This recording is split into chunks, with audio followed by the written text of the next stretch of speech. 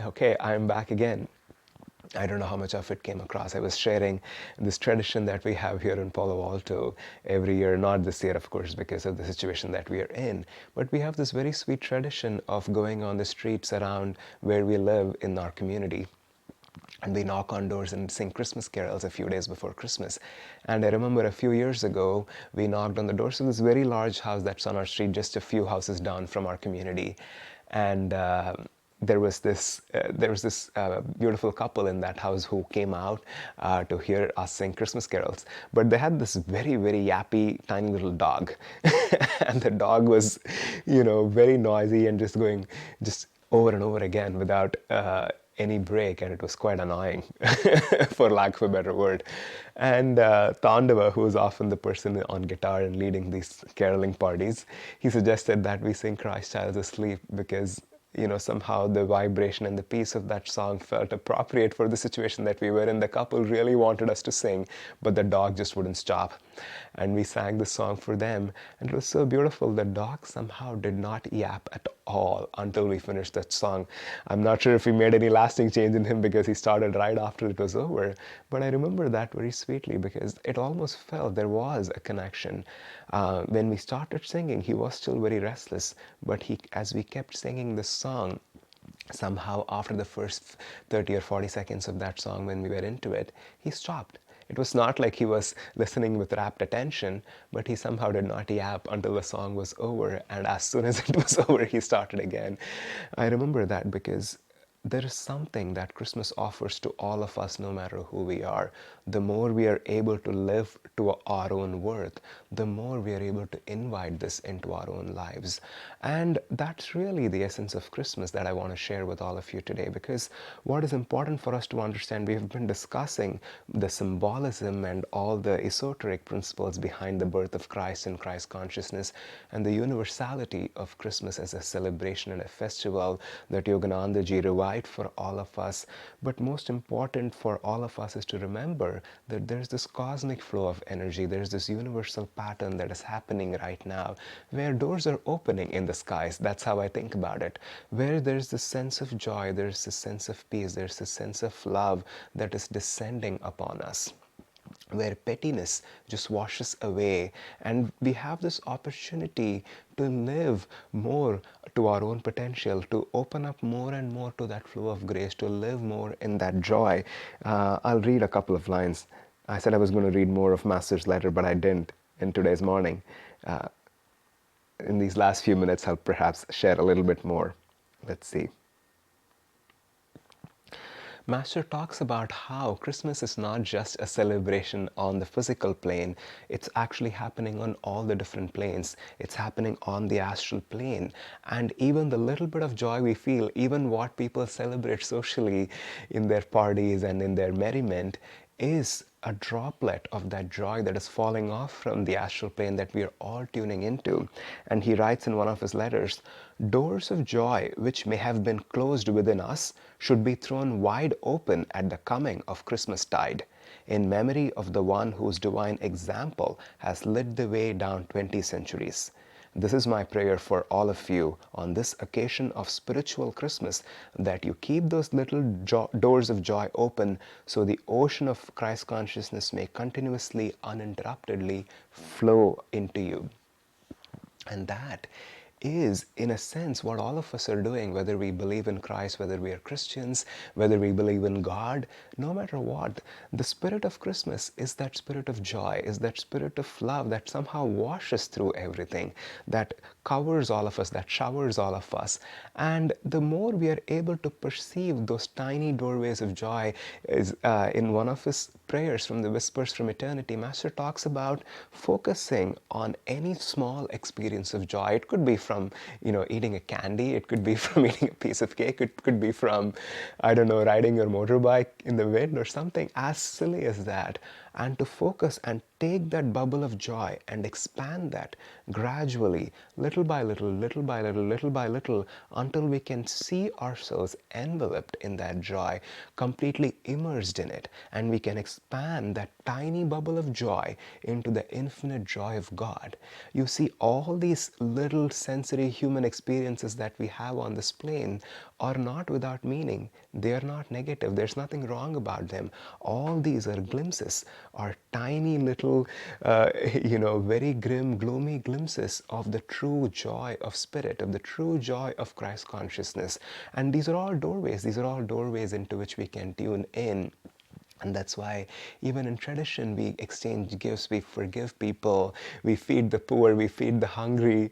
In Christmas time, families get together forgetting any negative feelings they have, or all the things are possible during Christmas time because that spirit makes it possible. And the celebration is happening on the astral plane, and all that we are perceiving here are those drops of joy that are falling off from the skies, and we are all, drenched by the wetness of that joy that is falling on us. And most importantly, as Yogananda taught us repeatedly and wrote in every Christmas message of his, every single message, all the messages that I read last night, is the more we are able to celebrate this through meditation, the more we are able to draw upon this Christ consciousness through inner communion, the more we throw wide open that door for greater perception of that joy, for greater feeling, for greater love, for things that we did not imagine were even possible. All those things become possible during this time, the more we seek that inner communion. It is not to say that we cannot have social celebrations, that we cannot exchange gifts or put gifts under our Christmas trees and celebrate with friends or have parties. Maybe not this year. This year, the times themselves are unusual. As we are all living in the middle of a global pandemic, it's an opportunity. That's how I see it. One of my dear friends was sharing with me recently, she does not miss Christmas as it was because she was always so busy, and there were so many things happening, and she could not keep up with all of it in Ananda, outside of Ananda, with her family, with her friends, this party, that party. It felt like it was a very confusing and a very busy and restless time. And she said, this year, I have none of that. So maybe I'll use that to go more inward. And we all have that opportunity, because although we miss a lot of cherished traditions, we miss a lot of things that we are used to in Christmas time that evoke joy, that remind us of that spirit of Christ. This year we may not have all those opportunities. We may not be able to physically congregate. We may not be able to share parties with friends, exchange gifts in that same way, because we are not seeing our families and friends, and we obviously will not be able to travel this year. But despite all the lack of all of that, what that gives us is an opportunity to turn down the din, as Master calls real pulse that this holiday unfortunately has developed over the years, and to focus on its spirit. Maybe this opportunity has come to us because we all sought it. We were sincerely seeking the true experience of Christmas, and in a sense you can see this as a gift for us to be able to look at Christmas and to celebrate it differently this year. And Master, in fact, in one of his writings, Keshava, if you don't mind sharing that link on Facebook, there's a link on ananda.org. There's this beautiful it's not a calendar, but like a document with the beautiful display of Jyotish's paintings with quotes of Master and ways in which Master encouraged us to celebrate Christmas. And that was put out by Ananda.org. So if you want to receive a copy of that, you can follow this link and get it from their website. And Master provides us even a lot of ways to socially celebrate Christmas in the same spiritual, uplifted way. I won't read that entire letter, but maybe I'll share some pieces of it. This is the original letter written by Master. What the link is to is just those 14 ways that he proposed that we celebrate Christmas in. This is how he starts this letter. He says, I'm not telling you to omit the physical social factor in connection with the Christmas celebration. What I want is that you should not, like millions of those who forget God, omit the paramount spiritual factor in your Christmas celebration. add to your social celebration of Christmas the celebration of bringing Christ a second time into your meditative consciousness. That is the simple message of Yogananda ji for everyone. Of course, if you're a practitioner of Kriya Yoga or of these teachings of self-realization, certainly take it a little more seriously and try to have a more inward time. But he came for everyone. Master was an avatar who came for this whole planet, and as he's saying here, I'm not asking you to omit all the social celebrations that come with Christmas. All I'm asking you is not to forget, as he says in another letter, the master of ceremonies, the paramount spiritual factor, which is God, which is Christ. And I'm not going to read all of the 14 things that he describes here, but they're all very interesting. He says, one of the things he says is, make up your mind to love Christ as the joy of deep meditation. Make the unknown Christ known within yourself by seeing him born a second time as the ever new, ever increasing joy in your own deep meditation.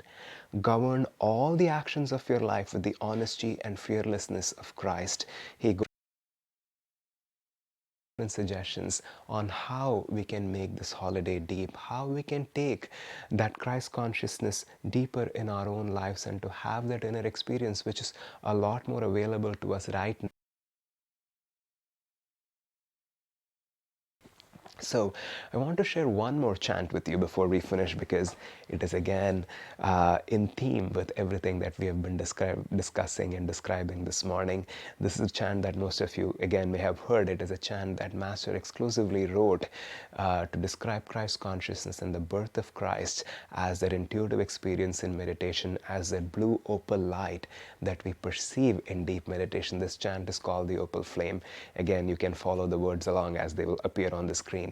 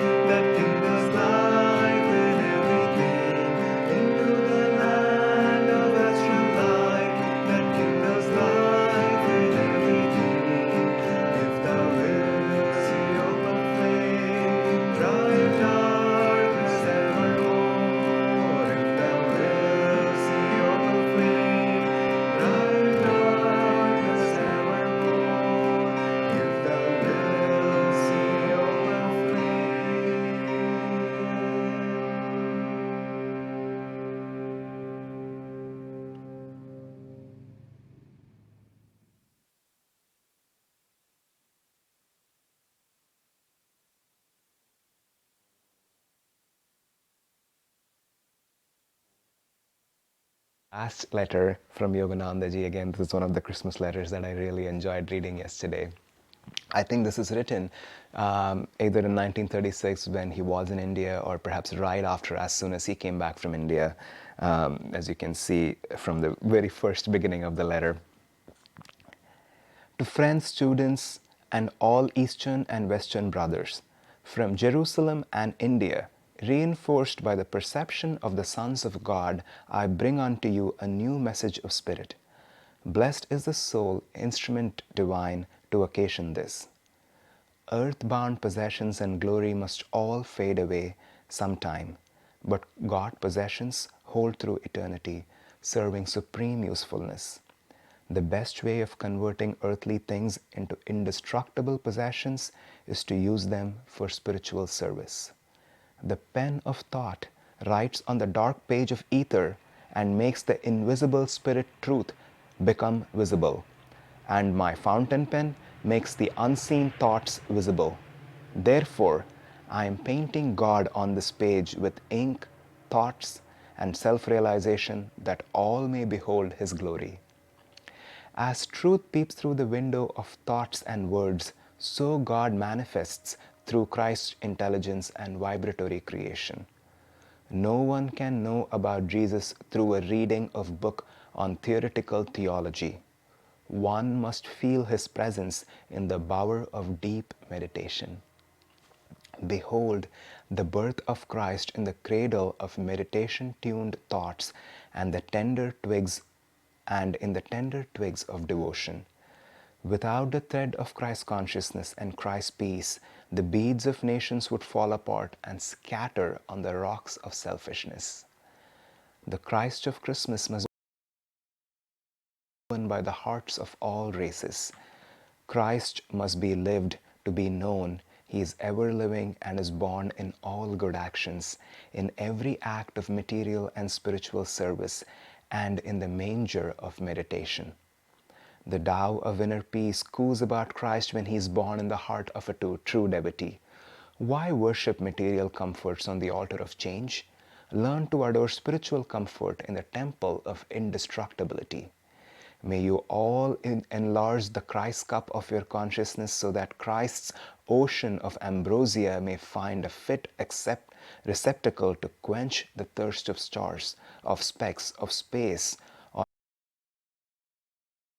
all souls and hearts of all men and races. I pray that Christ may be born in the cradle of new international understanding. I demand that Christ be born in all friends as the divine friend, in students as self-realization, in the nations as love for unity, in all men as spiritual ambitions, and in sincere wisdom. Let us pray out of the dark night of war that Christ may be born new in the United States of the world. May all devotees of self-realization behold Christ in all individuals, all families, all races, all creatures, all things, and may they feel Him in the spinal Christmas tree, in the star of wisdom, in omnipresent ever-new joy, cosmic sound, cosmic light, cosmic vibration, cosmic wisdom, and cosmic love. Master had his own beautiful way of expressing these divine truths with such deep feeling and passion. So, thank you all for joining. Significance of Christmas, the teachings of Yogananda ji, and as we enter the sacred season, I invite all of you to tune in to your meditation practice, to celebrate Christ within, and also I welcome you to join all of us in these broadcasts that we'll be sharing with you for the next 12 days. We have a lot of interesting programs. You can find more information on our website. We hope to celebrate with everybody from around the world in these interesting times, and this is our way of getting the satsang that is much needed during the time of Christmas, in addition to all that inner communion that